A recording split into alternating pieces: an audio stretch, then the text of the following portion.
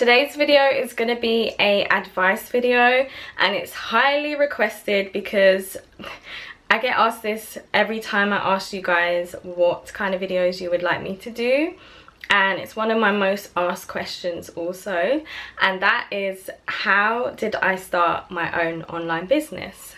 So it's a long story, but I'm here to tell you today. Basically, you'll probably know me on this channel as UKCURLYGIRL, and this channel started off as a natural hair channel. Back in 2014, I transitioned, so I started my whole natural hair journey because my hair was relaxed, damaged, heat damaged, chemical damaged, and I really wanted to learn how to get my curls back and how to look after my natural hair. So I pushed myself because at the time I was working at Tesco. I had just, if you're not from England, Tesco is like a supermarket or a grocery store, but they've got like a department store. So I was in the clothing section, F&F, which is, the clothes are actually all right there. So yeah, I was working in a clothing section doing the night shift. So I was in the warehouse in the back, like taking out the clothes and putting the stickers on them and stuff. So I'd work from like 10 p.m. till 7 a.m. I think it was. Yeah, I still can't believe I was doing that. That's crazy hours, but I had to do what I had to do. So I actually graduated, I think 2013, I want to say. Yeah, 2013, and I had studied film and television. And I went and did some work experience. Found it really hard to find like a full-time job. I applied for so many like jobs within the media industry and couldn't find or get any of the roles because there was so much competition at the time.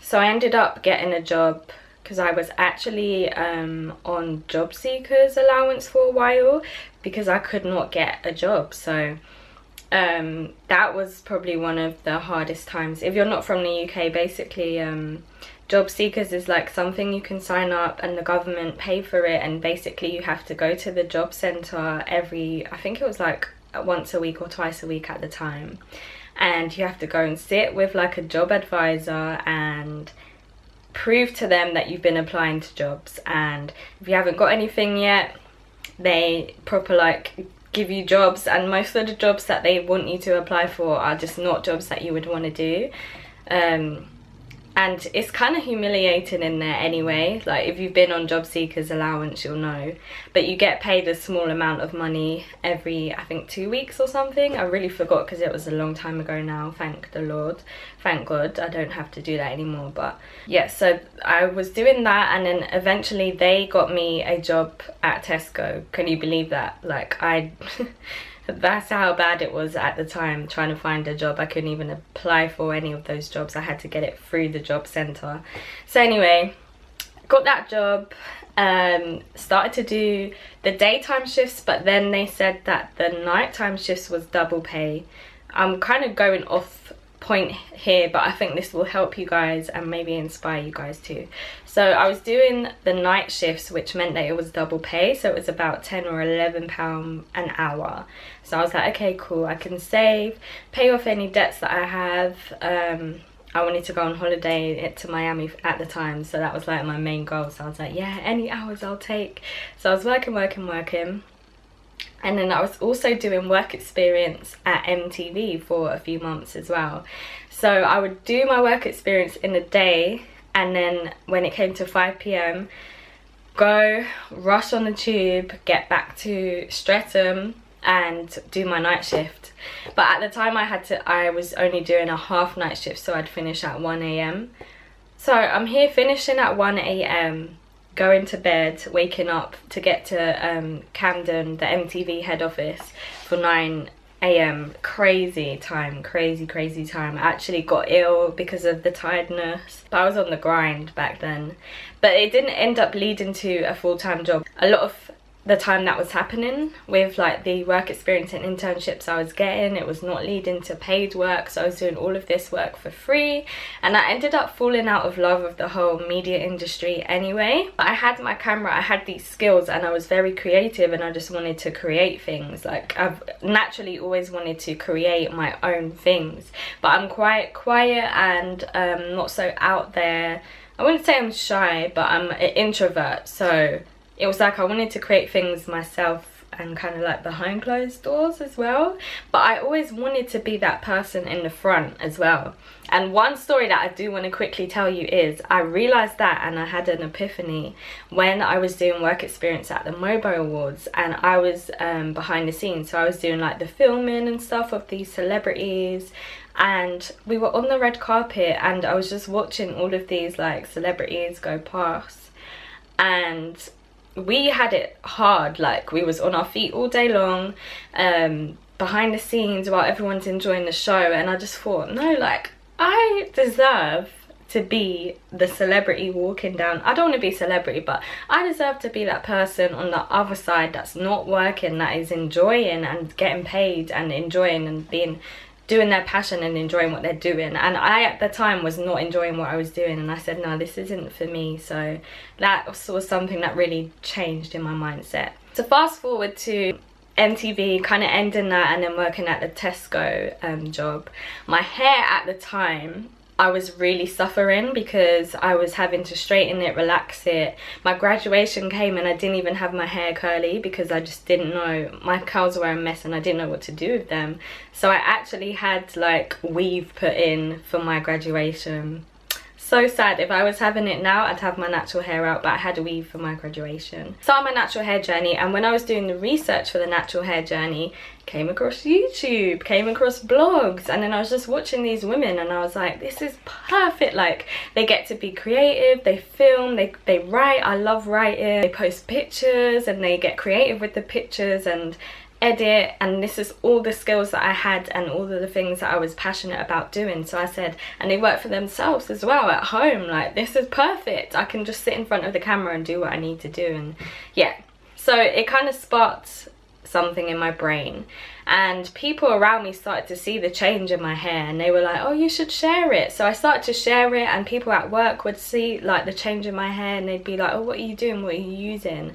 And I realized there was like a really big audience for it. So that's how UK Curly Girl grew. My blog then just kept getting bigger every year, growing to the point where I was getting like sponsorships and stuff, and like brands were paying me to do things. Shea Moisture launched in the UK in 2015, and they asked me to speak at the event, and I wasn't even a big blogger at the time. I was just very passionate about the brand, as you guys know. I was a mega fan, and they saw that and they believed in me and they took me on, and yeah, built so many connections within the blogging space and just built my brand. And I ended up writing a book called Get My Curls Back, about my experience transitioning, which is available on Amazon. So that's something that I was able to do creatively. But since I'm a Gemini and I'm here, there, everywhere, I've decided to start a business too, because I've always wanted to be an entrepreneur. I always wanted to be my own boss, and I saw that blogging's cool and I love it. I really do. But I felt like I wanted to own something and serve people and create a brand, something that's really going to contribute to the whole natural hair industry. So I had this idea. I wanted to start a business, and I wanted to create a product that people within the curly hair industry would enjoy and want to buy. Oso Curly came to mind. I don't know how the words came to me. I knew I needed 3 words. I knew that I needed to have curly, the key word, in it. So I just thought, I want to start a brand that's fun, vibrant, not so serious and about ingredients and pushing things down people's throats. So I didn't want to create hair products. I wanted it to be very fun and simple. Started off with apparel. So we had this beanie hat, I'll show you guys here, which just said curly on it. That was my first ever product. I was actually inspired by girl bosses like Drea and stuff on Instagram. I was just seeing how they build their own apparel brands and how like it built and grew into something else. So I thought, I can do that. did my research on where to buy stock, how to get things customized. I designed it myself. I actually went through a website called Alibaba. If you're not aware of that, I would recommend, I'll leave all the links to everything I'm gonna put here below, but I went to Alibaba, did my research on vendors, where to find products that I would like to get made, and then I had to educate myself. So I was looking online, how do I start a business? Bearing in mind, guys, like at this time I'm still working at Tesco, so when I'm not at work at Tesco, I'm at home doing blogging, creating videos, and then trying to build this business of mine. So since I wasn't getting a full-time income, I was eligible to join the Prince's Trust, and that is basically a scheme that Prince of England put together to help young entrepreneurs. They put you on this like week course where very intense, and they basically show you how to make a business plan, and then you decide whether creating a business is something for you. And during that course I was like, yeah, this is for me. Knew it. So I was going 100% in with the business. I carried on with the Prince's Trust, and they actually ended up giving me funding of £1,000. I used that £1,000 to, it was a loan, so I had to pay it back like eventually, a little bit, month by month. I used that £1,000 along with the money that I had saved on the side to buy the stock of beanie hats. When they came, I already had my Instagram set up. So guys, if you're going to start a business, I recommend, and I know a lot of people are like, oh, I don't have the product yet, oh, I don't have this yet, I don't have that. Start now with nothing. Create a name. Your name doesn't even have to be certified yet. Just create your social pages. Exactly what I did for UK Curly Girl. I started my social pages first. Start your Instagram page. So with Oh So Curly, I started a page that was just reposting girls' pictures with curly hair, and I'd just say, oh, Women Crush Wednesday, or loving her curls, loving this style, and girls would like flock to it and repost and be engaged because they're excited that their posts got reposted and stuff. So Oh So Curly page became like one of the go-to curly hair inspo pages, and I would just post like funny memes about hair. So if you're going to start a clothing brand, any kind of brand, start your Instagram page, and I just say post memes or inspirational pictures from other people for now, just to build up your following, just to get it going, and then you can start to promote your own products. You want to also post frequently, because if you post 1 week and then wait a few other weeks, your followers are going to go down and no one's going to see you as someone relevant within the scene. So you want to be posting once a day minimum. I tried to post at least 3 times a day, and bearing in mind I was working as well, so it was difficult, but I could see the results and things were building, so it pushed me even harder to go further with it. I had my business plan and my funding in order. So with my business plan, I kind of put together a short marketing schedule and marketing plan of how I'm going to market the product. So starting with the beanie, it was basically I was going to use my page to promote the product. So I was going to wear it. I was going to send it to bloggers that I knew to wear and post. And I started really small, but then already having the beanie, I was selling that through a website called Big Cartel. And I probably got like 1 or 2 orders a month at first. Like, it was really small, really small, but to me, like, that was amazing. Like, just to get 1 order from someone I didn't even know was just amazing. Like, someone found my product on the internet, liked it enough to actually buy it. That was just amazing to me, and that really pushed me to go forward. Oh So Curly to me already is a brand that I know I can see fully into the future with Oh So Curly. I know it's going to be the go-to tools and accessories brand within this niche. So I already had other product ideas in mind, and this is when the brand kind of took a turn upwards. So I had this idea for a satin pillowcase which was reversible, so I wanted it to be a bit different. I actually had to design it on a piece of paper, drew it out, and then I looked for local seamstresses. I went to meet with them, showed them the image. I actually made a prototype by stapling 2 pieces of satin together just to show them and try and explain what I meant. Anyway, they made it. The first prototype was not how I wanted it. There was so much back and forth, back and forth, back and forth. Finally got the final prototype. Then I found it really hard paying for the product because it costs a lot when you get it made by like a local seamstress, because she's going to charge a lot on top of what you already pay for materials. And then you have to think about your packaging, and then you have to think about the mailing bags, which also costs, which are things that I wasn't aware of because I don't have a background in finance or starting a business. I didn't really research into the back end of starting a business either. I made a lot of mistakes in the beginning. So I would also suggest, if you're going to start your business, make sure that you're working on the side, saving your money, and you're researching on costing, where to get resources, where to get materials, how to get your materials at a cheaper price, and how to counter in all of your costs so that you price your item right. At first I wasn't making profit, I was making sales, but I didn't realize that I actually wasn't making any profit. So I was selling out of stock and I'm not having the money to then buy more stock, and then I was confused as to where the money had gone. So there were a lot of bumps in the roads that it's not easy. So make sure that you're ready for this because it is not an easy job to do at all. My website. So I started off on Big Cartel, which is just a platform where you can build your shop on. It's pretty basic and I don't think a lot of people use it anymore. This was back in like 2016.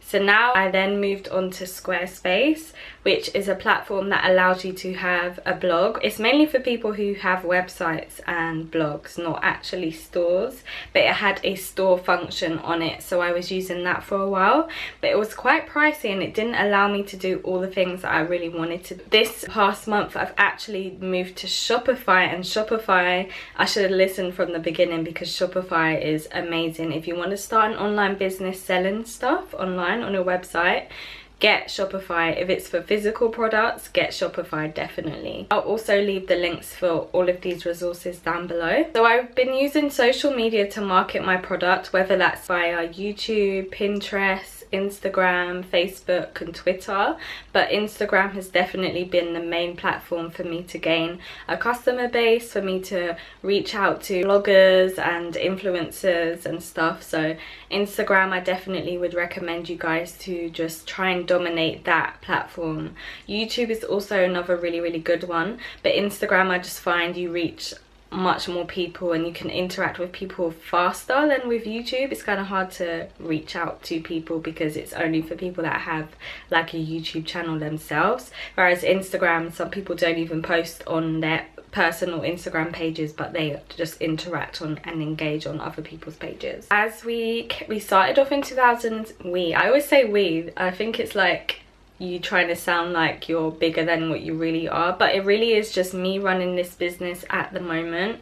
I do work with people that are like freelance, so I have someone that will do like my graphics, someone that might design things from the website. I have a girl that's helping me with my social media and the monthly newsletter, so that really shows the growth because in the beginning it was me doing everything by myself, along with running a blog, along with working as well. After Tesco, guys, I did actually go and work in as a receptionist in an estate agent's for full-time for a year, and within that year I wrote my book whilst I was behind the desk, and I also was like sending my products and stuff whilst being at work. And then after a year I left that job and just did it on a Saturday, and I still kind of work flexi on a Saturday, thankfully, just as a backup, so I have something that will at least pay the bills if I don't have a good month with my... So fast forward to last year, 2018, August is when I had an epiphany and I started my whole 5 AM journey, which I will be doing a separate video on if you're interested in hearing about that.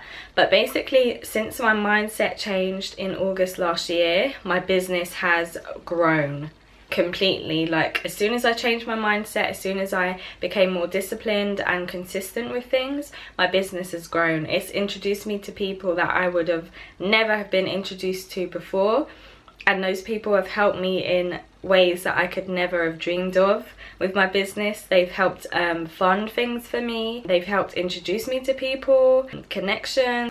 My mind is blown by it. Just from changing that mindset shift, I was at a point where I thought I would have to stop Oso Curly last year. I kept running out of stock and I kept not having enough money to buy more stock, and I really did think that was going to be it for me. The material that I was using for the pillowcases wasn't to the standard that I wanted it to be, and I didn't have the money to get the better fabric, and I just thought, this is it. I applied for a loan, I didn't get the loan. They wouldn't, you know, allow me. They didn't understand, they didn't see the value in the curly hair industry. That got me so down, like literally I was in tears. You can ask my friend Zoe, we work together sometimes, and she has her own business. This is why I recommend you getting an accountability partner, because ever since meeting her again at the same time last year, we've both worked together now as accountability partners, and we've grown. Both of our businesses are growing from the last year that we've helped each other out in that way. So this time last year, I really did think that I'd be finished with my business, but I decided to switch my mindset, and things have grown from there.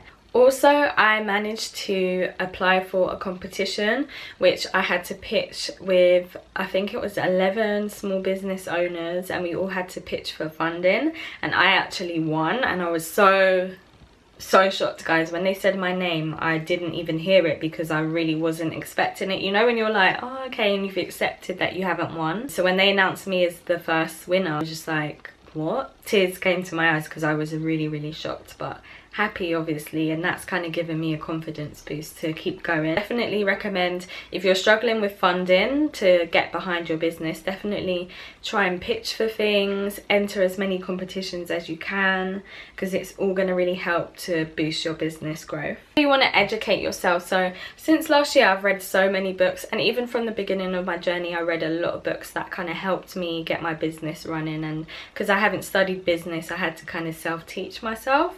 So YouTube is your best friend. I use YouTube to find out things about, for example, when I wanted to move from Squarespace to Shopify, I just YouTubed that. All of the details were there that I needed. I've read a really good book called Profit First. I'll link that down below. That sorted out my whole profit problem, because I really wasn't costing things correctly. I wasn't allocating money to save. So many things I wasn't doing with my money. I was very bad with money management, and now after reading that book I have my head around it. I've got the grip of it. Shoe Dog is a really great book. That is something that's going to be really inspirational and motivational for you. That is about the owner of Nike, his story, so that's a good one to read. Think and Grow Rich is like your second, so you've got your Bible, and then you've got Think and Grow Rich, is books that you have to read continually. Think and Grow Rich really changed my mindset again about attracting money, along with The Secret. Yeah, those are the main books I would say, and I'll list a lot of other books that I've read below because I read books a lot. There's so many books that I've read that have really helped with my growth. While I'm here, I'll show you the products. So this is one of my newest products, and that is a shampoo brush. You would have seen it featured on my channel. So that just shows you the growth, because I first started off with the satin pillowcases, and then I introduced satin scrunchies, and then we had these like spray bottles. If you're, comment down below if you've been there from the beginning, because I had these like foldable spray bottles that I like bought from, I don't even know where I bought them from. They had no branding at all, like none of my packaging had branding on it at all. But now I have I've leveled up, as you can see, because I've got custom packaging for my products, and yeah, things are going well. When I first started my business, I wrote everything down, so everything was on paper, my plan, where I wanted to be in 5 years, how I wanted the business to go, what products I wanted to sell. And every time I come up with ideas, I note them down in my phone, and I review my goals every single day, every single month, adjust things that I need to adjust. I reflect back on things. I also make sure that I do my finances at the end of every month, so I see what came in, what went out, reevaluate what not to do next month, what to do next month. So make sure that you just stay on top of things, because that's a mistake I made in the past. I just glimpsed past things. I didn't want to see the finance side of it. It scared me. I didn't want to see you know, what goals I hadn't achieved. It scared me, but I've got over that fear now, because if you take control, you're gonna switch everything around. So I really hope this made sense. I wasn't all over the place. I do get ahead of myself sometimes. I just really wanted this video to be kind of inspirational to you. I may do a more detailed step-by-step, but I think this was more of like a story time of how I actually managed to be a blogger and then turn business owner, which is interesting. I like being on the other side of things, but now I appreciate small business owners, and I will change the way that I work with business owners as a blogger. And any bloggers watching this, I just ask you to be very mindful for the way that you speak to business owners, because it's not easy to be a small business owner. And I think sometimes as bloggers we get this like privilege mindset, and we feel like all businesses that we're speaking to are on this high level, like they're L'Oreal or something, when they're not. And things are very different. You may feel like you're speaking to a corporation, but you're actually speaking to a person like me, who's just done this by themselves. Like, this is their little baby. And I think bloggers can be a bit tough sometimes, so go easy on the businesses, especially black owned smaller businesses. It doesn't even just have to be black owned businesses, but just small businesses in general, women owned businesses. That's it really. I really hope that this inspired you. If you have any questions, please leave them down below, and I'm excited to take you along this journey with me, because I'm no way near where I want to be, but I know it's coming. So I'm glad that so much has happened in the past year, and I can't wait to see what's going to happen next year. So thank you again for watching, guys, and I'll catch you in the next video. Bye.